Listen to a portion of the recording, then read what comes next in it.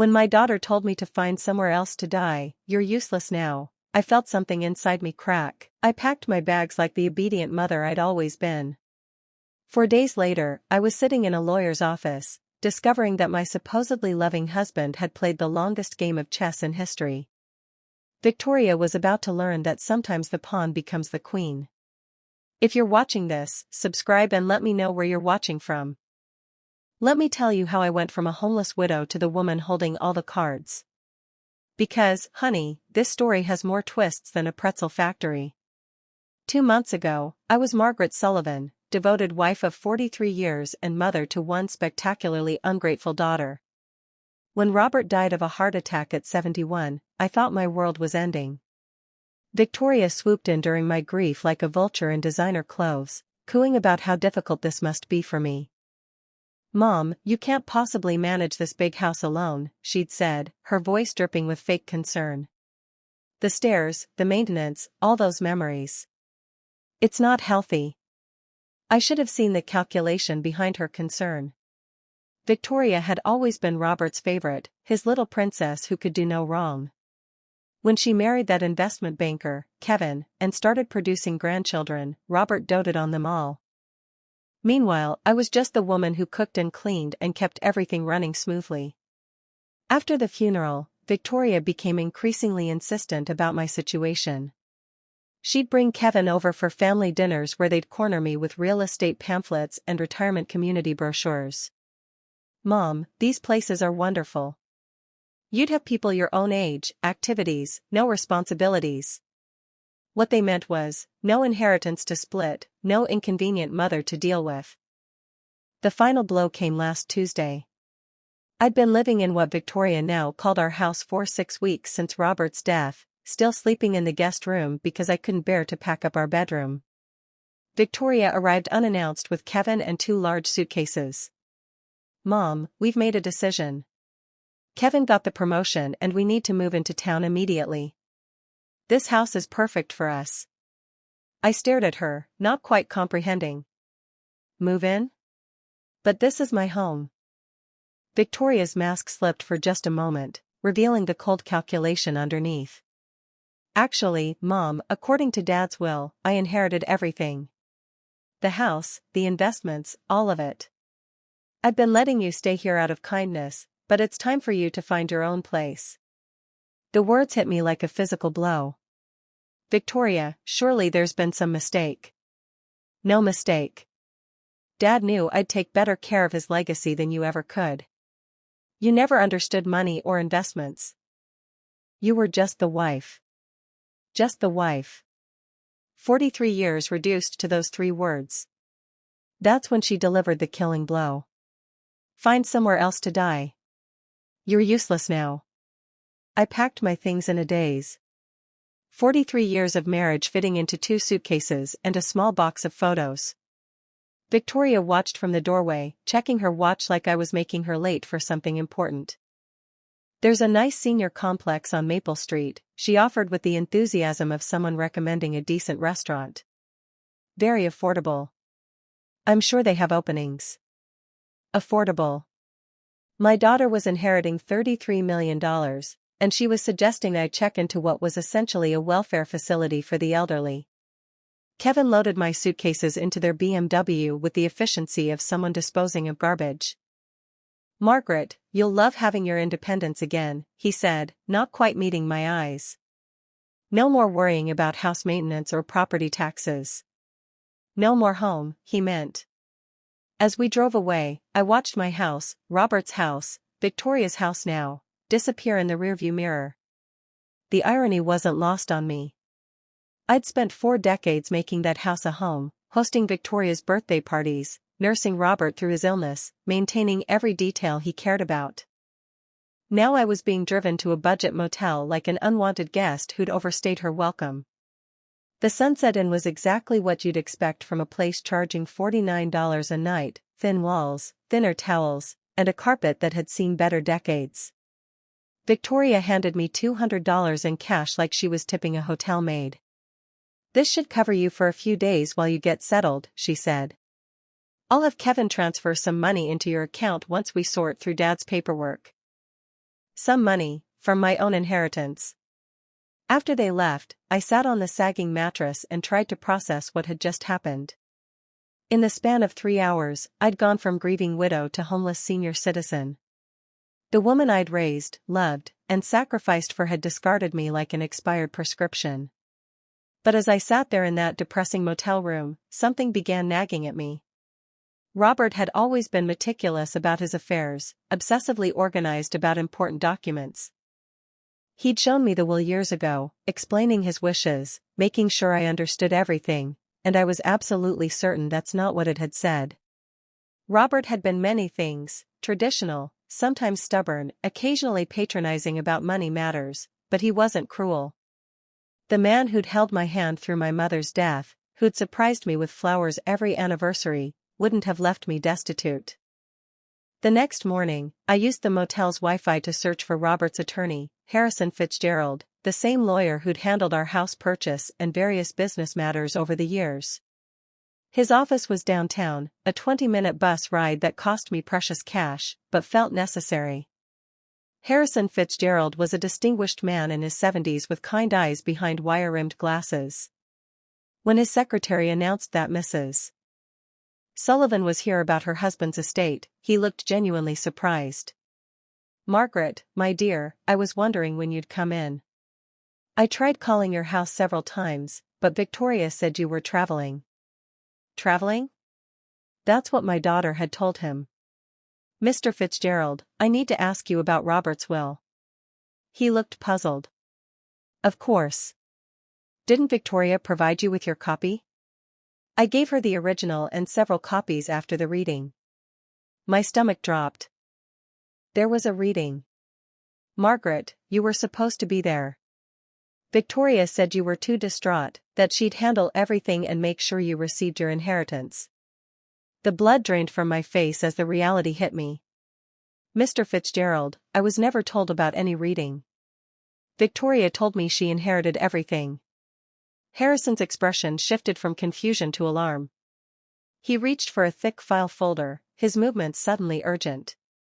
"Margaret, that's impossible. Your husband's will is very specific about your inheritance." He pulled out a document. I recognized Robert's neat signature at the bottom, witnessed and notarized. As Harrison began reading, I realized Victoria had lied about everything. "I, Robert James Sullivan, being of sound mind and body, do hereby bequeath to my beloved wife, Margaret Ann Sullivan, the following: our primary residence at 847 Oakwood Drive, including all furnishings and personal effects. Additionally, I leave her 70% of all financial assets, investments, and accounts totaling approximately $23 million. My head started spinning. $23 million. The house. 70% of everything. Harrison continued reading, his voice growing more serious. To my daughter, Victoria Sullivan Hayes, I leave $10 million to be held in trust with distributions beginning on her 45th birthday, contingent upon her treatment of her mother following my death. Contingent upon her treatment of me. Robert had known. Somehow he'd known exactly what Victoria would try to do. "Mr. Fitzgerald," I whispered. "Victoria told me I inherited nothing. She moved into my house, gave me $200, and suggested I find a senior facility." The elderly lawyer's face flushed with anger. "Margaret, what Victoria has done is elder abuse and fraud. She's committed multiple felonies." "But she had legal documents," she showed me papers. "Forged, most likely, or documents from an earlier draft. Your husband updated his will 6 months before his death specifically because he was concerned about Victoria's attitude toward money and her sense of entitlement." The room was spinning. All those times Victoria had dismissed my opinions, talked over me during family dinners, rolled her eyes when I tried to contribute to conversations about their expensive vacations or Kevin's business deals, Robert had been watching, evaluating, making decisions. "There's more, Margaret. The trust provision for Victoria specifically states that if she fails to treat you with respect and dignity following my death, the entire $10 million reverts to you instead." I stared at him in shock. "Are you saying?" I'm saying your daughter just cost herself $10 million. Her inheritance is now yours as well. You're not inheriting $23 million, Margaret, you're inheriting $33 million, plus the house and all personal property. The irony was so perfect, it was almost funny. Victoria had been so eager to claim her inheritance that she'd triggered the exact clause designed to protect me from her greed. What do I do now? I asked, my voice barely steady. Harrison smiled, and for the first time since Robert's death I saw genuine warmth directed at me. Now, my dear, we call the police about the fraud. And then we call Victoria and inform her that she's about to receive the shock of her life. Can she fight this? With what money? She's about to discover that every account she thought she controlled actually belongs to you. Every investment, every bank account, frozen pending investigation of her fraudulent activities. I thought about Victoria in my house, probably already planning renovations, shopping for new furniture with money she thought was hers. Kevin, no doubt, was calculating how the inheritance would affect his portfolio. They had no idea that in about 6 hours their entire world was going to implode. Harrison's office became command central for what he cheerfully called Operation Justice. He contacted the police, the banks, and a private investigator while I sat in his leather chair, still processing the magnitude of Victoria's deception. The forged documents are quite sophisticated, Detective Rodriguez explained as she reviewed the fake will Victoria had shown me. This wasn't a spur-of-the-moment crime. Someone planned this carefully. You think Victoria had help? I asked. Almost certainly. Creating convincing legal forgeries requires specific knowledge and connections. We'll need to investigate whether Kevin, or someone in his financial network, was involved. Within 2 hours, every account had been frozen. Victoria's credit cards, linked to what she thought were her new inheritance accounts, were declined. The house utilities, which she'd already transferred to her name, were suspended pending ownership verification. My phone rang at exactly 3:47 p.m. Victoria's name flashed on the screen. Mom, where are you? There's some kind of mix-up with the bank accounts. They're saying Daddy's assets are frozen. Hello, Victoria. I'm sitting in Harrison Fitzgerald's office. You remember him? Daddy's attorney, the one who read the real will to an empty room while you told him I was traveling. Silence, then. Mom, I don't know what you think you discovered, but I discovered that you're a liar and a thief. I also discovered that your father was much smarter than either of us realized. You don't understand. I was protecting you from the complexity of managing all that money. You've never had to deal with investments. Oh, I understand perfectly. You forged legal documents, committed fraud, and threw your 67-year-old mother out of her own house because you thought I was too stupid to notice. Her voice turned sharp, desperate. Mom, you're confused. The grief has been overwhelming, and someone is obviously taking advantage of your emotional state. The audacity was breathtaking. Even caught red-handed, Victoria was trying to manipulate me. Victoria, let me clarify something for you. Not only did you never inherit anything, but your actual inheritance, the $10 million your father left you, is now mine as well, thanks to a clause about treating me with dignity and respect. That's impossible. Detective Rodriguez is sitting right here if you'd like to discuss the impossibility of fraud charges with her. The phone went quiet. I could almost hear Victoria's mind racing, calculating, searching for an angle. Mom, please, can we meet somewhere and talk about this reasonably? I'm sure we can work something out. Oh, we'll definitely be meeting soon, at the courthouse, when you're arraigned. You wouldn't dare press charges against your own daughter. Something cold and final crystallized in my chest. Watch me. I hung up and looked at Harrison, who was beaming with approval. How long before she's arrested? Detective Rodriguez has enough evidence for a warrant. They'll pick her up this evening. And Kevin, his financial records are being subpoenaed. If he participated in creating those documents, he'll face charges, too. My phone buzzed with a text from Victoria, Mom, please don't do this. Think about the grandchildren. I showed the message to Detective Rodriguez, who smiled grimly. Emotional manipulation. Classic pattern in cases like this. I typed back, I'm thinking about them. They deserve to see what happens when you steal from family. 20 minutes later, Kevin called. Margaret, surely we can resolve this privately. Victoria made some poor decisions, but involving the police seems excessive. Kevin, did you help her forge those documents? That's not, Margaret, you have to understand the pressure Victoria was under. She was worried about your mental state, your ability to handle large sums of money. So that's a yes. It wasn't malicious. She genuinely believed she was protecting you. By throwing me out of my house and telling me to find somewhere to die? Kevin was quiet. Here's what's going to happen. You're both going to be arrested.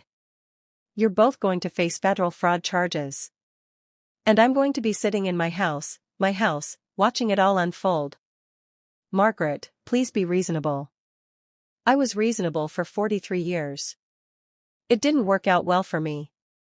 The police arrested Victoria at 8:30 p.m. at Leonard, apparently celebrating her inheritance with Kevin and another couple. According to Detective Rodriguez, she screamed about false arrest and demanded to call her lawyer, who turned out to be Kevin's golf buddy with no experience in criminal law. Kevin was arrested at his office the next morning. The forensic accountant traced the forged documents to a printing company Kevin's firm used. Apparently, my son-in-law had quite the criminal resume that Victoria either didn't know about or chose to ignore. I spent my first night back in my house in weeks, sleeping in the master bedroom. Victoria had already moved her belongings into the space, replacing Robert's careful organization with her chaos of designer clothes and expensive cosmetics. I packed everything into garbage bags and left them on the front porch. Let her collect them when she makes bail. The house felt different now, not because Robert was gone, but because I was finally seeing it as mine. For decades, I'd maintained it as Robert's sanctuary, designed around his preferences, his needs, his vision of how we should live. Now, looking around with clear eyes, I realized how little of me had ever been reflected in these rooms. That was about to change. Harrison called around noon with updates. Victoria's bail is set at $50,000. Since all her accounts are frozen, she'll have to find someone else to cover it. What about Kevin? $200,000. Apparently, the judge wasn't impressed with his history of financial crimes. I certainly hadn't known. But then again, I'd been excluded from most family financial discussions. Victoria and Kevin had always spoken to me like I was a child when money came up, simplifying concepts they assumed I couldn't understand. They were about to learn how much I'd actually understood. Harrison, I want to make some changes to the house. Victoria had contractors lined up to renovate. I'd like to proceed with some of those plans, but with my own vision. Excellent idea. It's your home now, Margaret. Do whatever makes you happy. What made me happy, I realized, was undoing every assumption Victoria had made about my inheritance. She planned to gut the kitchen, replace the hardwood floors, and convert Robert's study into a wine cellar. I was going to turn the study into an art studio, and turn her wine cellar plans into a library. My phone rang. Unknown number. Mrs. Sullivan, this is Janet Cooper from Channel 7 News. We understand you're the victim of a significant elder fraud case involving your daughter. Would you be willing to share your story? Word was getting out. In a city this size, the arrest of a prominent investment banker and his wife for defrauding his elderly mother-in-law was news. Miss Cooper, I appreciate your interest, but I'm not ready to make public statements. I understand this must be difficult, but your story could help other seniors recognize warning signs of family financial abuse. She had a point. How many other women my age were being manipulated by adult children who saw them as inconvenient obstacles to inheritance? If I decided to tell my story, would I have control over how it's presented? Absolutely. We could arrange a sit-down interview where you'd have approval over the final edit. I thought about Victoria, probably sitting in a jail cell, still believing this was a misunderstanding she could charm her way out of. "Miss Cooper, let me get back to you. I might have quite a story to tell." After hanging up, I poured myself a glass of the expensive wine Kevin had sent us for Christmas, wine I was apparently now drinking in my own house, purchased with my own money, while contemplating whether to publicly humiliate my daughter on television. Life had certainly taken an interesting turn. The doorbell rang at 7 a.m. sharp. Through the window, I could see Victoria on my front porch, wearing yesterday's clothes and looking like she'd aged 5 years overnight. She'd made bail somehow. I opened the door but didn't invite her in. "Mom, please. We need to talk. We talked yesterday. You told me to find somewhere to die. I found somewhere to live instead." Victoria's eyes were red-rimmed. Her usual perfect composure shattered. "I made mistakes. Terrible mistakes. But I'm still your daughter." "Are you?" "Because daughters don't typically forge legal documents to steal their mother's inheritance." "I wasn't stealing, I was..." She stopped, clearly struggling to find words that didn't sound criminal. "You were what, Victoria?" "I was trying to protect you from making poor financial decisions. You've never managed large amounts of money." Even now, after being arrested for fraud, she couldn't admit the truth. In Victoria's mind, she was still the victim of my unreasonable expectations. "Victoria," I said, steadying my voice, "let me share something your father told me 6 months before he died. He said he was worried about your sense of entitlement, your attitude toward money, and how you treated people you considered beneath you." Her face went pale. "Daddy never said that." "Oh, he did. He said you reminded him of his sister, Eleanor, beautiful, charming, and completely incapable of thinking about anyone but yourself. He told me he was changing the will specifically because he was afraid of what you'd do to me if you had control." "That's a lie." I pulled out my phone and showed her a recording. "Actually, it's not. Your father recorded a message to be played if you ever contested the will, or if you treated me poorly after his death." Victoria stared at the phone like it was a poisonous snake. "He knew, sweetheart. He knew exactly who you were underneath all that charm. The only thing he didn't predict was how far you'd actually go." "Play it," she whispered. I touched the screen, and Robert's voice filled the morning air, clear, measured, devastating. "If you're hearing this, Victoria, it means my fears about your character were justified.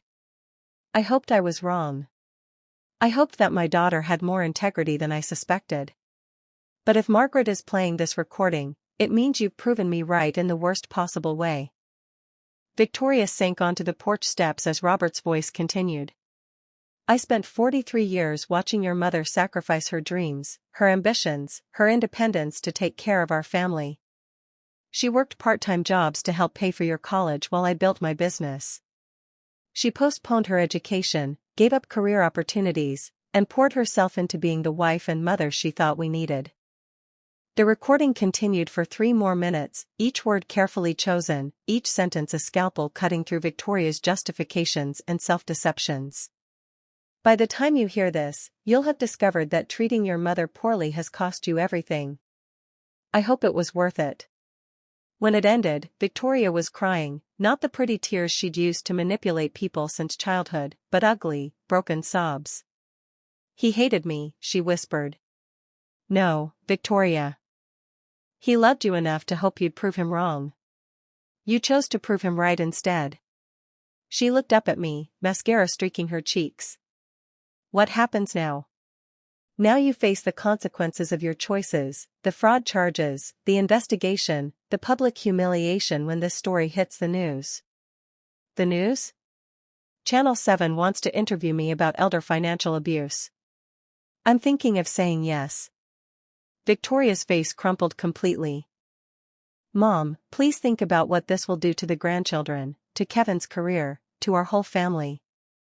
"I am thinking about it. I'm thinking about how you didn't consider any of those things when you decided to commit multiple felonies." She stood up slowly, looking older and more defeated than I'd ever seen her. "I know you won't believe this, but I never meant for it to go this far. I wanted the money. I wanted the security, the status. I wanted to never have to worry about anything again. For the first time since this nightmare began, Victoria was telling the truth. I believe you, sweetheart, but wanting something doesn't justify destroying people to get it. She nodded, tears still flowing. What can I do to fix this? You can start by admitting what you did was wrong. Not misguided, not protective, not complicated, wrong. Completely, unforgivably wrong. And then you can face whatever consequences come next with some dignity instead of trying to manipulate your way out of them. Victoria looked at me for a long moment, seeing, perhaps for the first time, not the pushover mother she'd always known, but the woman who had just outmaneuvered her completely. I deserved this, didn't I? Yes, Victoria. You absolutely did. 3 days after Victoria's porch confession, Kevin's mother, Eleanor Hayes, showed up at my door, perfectly coiffed, dripping with jewelry, and radiating the kind of entitlement that only comes from generations of inherited wealth. Margaret, we need to discuss this situation rationally. I invited her in, curious to hear the Hayes family's version of reality. Kevin made some poor choices, obviously, but prosecuting him seems rather vindictive, don't you think? Vindictive? Your son helped steal my inheritance and threw me out of my own house. Kevin was following Victoria's lead. He didn't understand the full situation. She was actually trying to blame my daughter for her son's criminal behavior. The audacity. Mrs. Hayes, Kevin created forged legal documents. That's not following someone's lead. That's conspiracy to commit fraud. Kevin's lawyer believes we can reach a settlement that benefits everyone. You get your house back. Victoria faces appropriate consequences. And Kevin avoids the publicity of a trial. Appropriate consequences, as if Victoria's crimes were a minor etiquette violation. What kind of settlement? Eleanor smiled, clearly believing she'd found an opening. Kevin's family is prepared to compensate you for your inconvenience. Let's say $2 million in exchange for dropping the charges against Kevin. $2 million to forgive the man who helped steal $33 million from me? Margaret, be realistic. Kevin has a career, children, a reputation to maintain. Sending him to prison serves no one. It serves justice. Her polished facade cracked slightly. Justice? You're destroying multiple families over money you'd never have known how to manage anyway. There it was, the same condescending attitude that had poisoned my relationship with Victoria. Mrs. Hayes, we're done here. Margaret, please reconsider. $5 million. Final offer. The amount was staggering, but the principle was non-negotiable. My answer is no. Eleanor stood, composure restored. Very well. But you should know Kevin's legal team has found some interesting information about your husband's business practices. It would be unfortunate if that became public during the trial. A threat, clear as day. After she left, I called Harrison immediately. Whatever they think they found doesn't change the facts of Victoria and Kevin's crimes, he said. But if they can muddy the waters, cast doubt about Robert's character, it might influence a jury. That night I sat in Robert's study, my study now, and began going through his files systematically. He had been meticulous. But as I dug deeper, I found things that didn't make sense, payments to shell companies, consulting fees that seemed excessive, partnerships with firms that appeared to exist only on paper. By midnight, I had discovered something that changed everything I thought I knew about my husband. The private investigator Harrison recommended was a sharp-eyed woman named Carol Chen, who specialized in financial crimes. She spent 6 hours in the study, photographing documents and building what she called the real picture. Mrs. Sullivan, she said gently, your husband was running a sophisticated money laundering operation through his consulting firm. We're talking about millions of dollars over the past decade. That's impossible. Robert was the most honest man I knew. I'm sorry, but the evidence is overwhelming. He was washing money for organized crime families using his legitimate business as a front. Invoices for services never rendered. Contracts with companies that didn't exist. Payment schedules matching known criminal activity. How long has this been going on? At least 12 years. Probably longer. 12 years. While I planned dinner parties and attended charity galas, my husband was facilitating criminal enterprises. There's more, Carol said. The $10 million Robert left to Victoria, that money came directly from laundered funds. If the FBI discovers this, they can seize everything as proceeds of crime. The room started spinning. Everything, the house, the investments, all of it. Unless, she hesitated. Unless what? Unless Victoria and Kevin's legal team already knows and plans to use it as leverage. If they tip off the FBI about your husband's crimes, they might negotiate immunity. My daughter and her husband weren't just thieves, they were holding a nuclear weapon over my head. What are my options? Go to the FBI yourself. Voluntarily. You'd lose most of the money, but you might keep the house. If you don't, they'll leak it and you might face exposure for unknowingly benefiting. My phone rang. Victoria. Mom, we need to meet tonight. There are things you need to know about Daddy that change everything. I already know, Victoria. Silence. You know what? I know about the money laundering, the criminal connections. I know that everything your father left us is tainted. Mom, listen. Kevin's lawyers have been in contact with the FBI. They're willing to renegotiate. Kevin gets immunity in exchange for information about Daddy's network. You keep $5 million and the house. The rest goes to the government. And you? The fraud charges disappear. We all walk away. It was brilliant, in a sociopathic way. Victoria, you're asking me to help you profit from your crimes by exploiting Daddy's crimes. I'm asking you to be practical. The alternative is losing everything, and possibly facing charges yourself. After I hung up, I dialed Carol Chen. How fast can you get me a meeting with the FBI? FBI Special Agent Sarah Martinez looked like central casting for federal investigator, serious, intelligent, immune to charm. We met in Harrison's conference room. Mrs. Sullivan, by coming forward, you understand you may be admitting to benefiting from criminal proceeds? I understand. I'd rather tell you the truth than let my daughter and her husband manipulate this. I laid out everything, Robert's hidden business, Victoria's fraud, Kevin's forgeries, and their extortion attempt dressed up as a settlement. Agent Martinez's face softened. Are you afraid, Mrs. Sullivan? 2 weeks ago, I was a grieving widow in a budget motel. Today, I'm confessing what I know to federal agents. Fear isn't my primary emotion. What is? Anger. At being underestimated for decades. She almost smiled. Would you be willing to wear a wire? 3 hours later, Victoria and Kevin arrived for what they thought was a surrender meeting.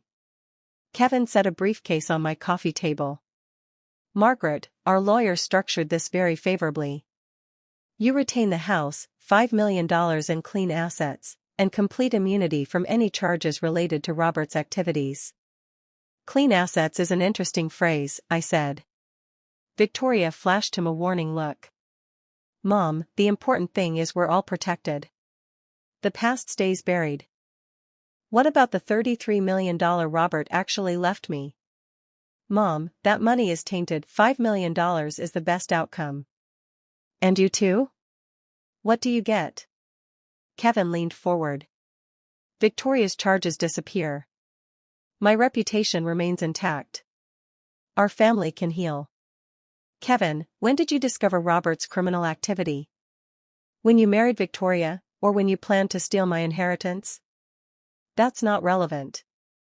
Oh, it's relevant.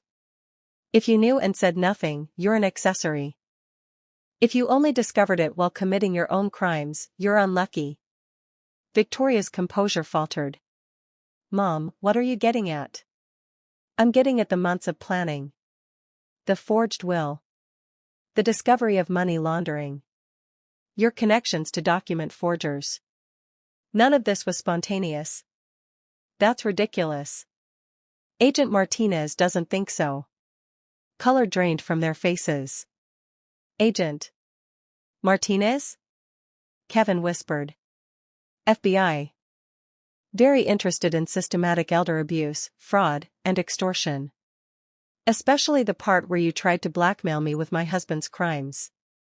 He lunged for the briefcase. Actually, Kevin, I think this conversation is just beginning. Agent Martinez and 2 other agents stepped in. Phones and briefcase, confiscated. Victoria Sullivan Hayes and Kevin Hayes, you're under arrest for conspiracy to commit wire fraud, elder abuse, and attempted extortion of a federal witness. Victoria stared at me, stricken. Mom, how could you do this to your own family? The same way you forged legal documents and tried to steal everything I owned. Except my way is legal. Kevin tried one last bluff. Margaret, you don't understand what you've done. There are people connected to Robert's business who won't appreciate federal attention. You've put yourself in danger. Mr. Hayes, Agent Martinez said evenly, are you threatening a federal witness? I'm warning her about reality. The reality, she replied, is that you just added witness intimidation to your charges. After they were taken away, Agent Martinez turned to me. Mrs. Sullivan. Kevin's warning isn't entirely empty. Your husband was connected to dangerous people. How dangerous? The Torino crime family. They've used legitimate businesses to launder money for years. Your husband's firm was one of their most successful operations. I gripped the arm of my chair. Am I in danger? Potentially. But there's something else you should know. She placed a thick file on the table. Your husband wasn't only laundering money. He was an FBI informant. For 12 years, he provided intelligence while appearing to facilitate laundering. The operation was so sensitive that even some local offices weren't looped in. My world tilted. But the money. The Bureau allowed him to keep a percentage as payment and to maintain cover. What he left you is legally yours. His cooperation led to 47 arrests and over $200 million in seizures. Why didn't anyone tell me? The investigation was ongoing. Your daughter's scheme actually helped confirm your innocence. They suspected crime, but had no idea about federal cooperation. They were trying to blackmail you with information that would have exonerated your husband. Poetic, brutal irony. What happens now? Now you get your money back. Your daughter and son-in-law face federal charges. And you decide what kind of life you'll build, with protection as needed. The Torinos will be very busy. We execute warrants across 3 states tomorrow. I looked around my living room and, for the first time in weeks, saw the sight of my resurrection rather than my humiliation. In your professional opinion, I asked, am I a terrible person for feeling satisfied about Victoria's arrest? Agent Martinez smiled. In my professional opinion, you're a woman who refused to be victimized. That's not terrible. That's inspiring. 6 months later, I stood in the kitchen of my renovated house making coffee for 2. The morning sun streamed through new windows that actually opened properly, illuminating countertops I'd chosen myself for the first time in 43 years. Good morning, Margaret. Dr. Sarah Chen, Carol's sister and my new financial advisor, appeared in the doorway with a thick folder of investment reports. Morning, Sarah. Ready for our quarterly review? The past 6 months had been a whirlwind of legal proceedings, media interviews, and personal transformation. Victoria and Kevin were each serving 18-month federal sentences. The news coverage made me something of a figure in senior advocacy circles. Your portfolio is performing excellently, Sarah said, settling at my new breakfast table. The charitable foundation is fully operational, and the scholarship fund has selected its first recipients. The Margaret Sullivan Foundation for Elder Protection had become my focus. Using $15 million of my inheritance, we were funding legal aid for seniors facing family financial abuse and supporting stronger elder protection laws. Any word on the documentary? Netflix confirmed the production deal. They want to start filming next month. My story had traveled far beyond the initial news cycle. The Mother's Revenge, an American crime story, was being developed as a limited series, with proceeds going to elder advocacy organizations. And Victoria? Sarah's expression grew careful. She's written again. Her lawyer says she wants to apologize and ask for forgiveness. I'd read the first few, self-justifying, then desperate, before I stopped. Some relationships, once broken, can't be repaired with words. Sarah, schedule a meeting with Victoria's lawyer, not to reconcile, but to make something clear. What kind of thing? I want Victoria to understand her actions had consequences beyond legal punishment. She destroyed our relationship permanently. And her children will grow up knowing why their mother went to prison. That seems harsh. Good. It's supposed to be. We discussed the grandchildren. My relationship with them will be based on who they choose to be as adults, not on their mother's rehabilitation narrative. The doorbell rang. A delivery truck idled out front. Must be the new furniture for the studio, I said. The art studio had become my favorite renovation. Robert's former den was now a bright, airy space where I was rediscovering my love of painting, something I'd abandoned when I assumed the role of supporting wife and mother. Margaret, can I ask you something personal? Sarah said. Of course. Do you ever regret how this all played out, the prison sentences, the media attention, the estrangement? I considered it while signing for the delivery. 6 months ago I'd been invisible, a widow with no money, no home, no prospects. Today, I was a philanthropist with a foundation, a documentary deal, and a purpose that reached beyond survival. Sarah, my daughter tried to steal everything I owned and leave me homeless. My son-in-law forged documents and tried to blackmail me. They showed me exactly who they were when they believed I was powerless. They may share my DNA, but family are the people who protect you when you're vulnerable, not the ones who exploit you. After Sarah left, I walked through my house, really my house now, decorated to my taste, organized around my priorities. In the studio, I uncovered my latest painting, a self-portrait of a woman standing in bright sunlight, her face turned toward the future. She looked nothing like the grieving widow who had packed her life into 2 suitcases 6 months ago. She looked powerful. Independent. Unafraid. Outside, the sun set behind trees I'd planted myself, on land that belonged to me, property I'd defended through intelligence and courage rather than inherited through obedience. Tomorrow, I'll keep building the life I choose, not the one others planned for me.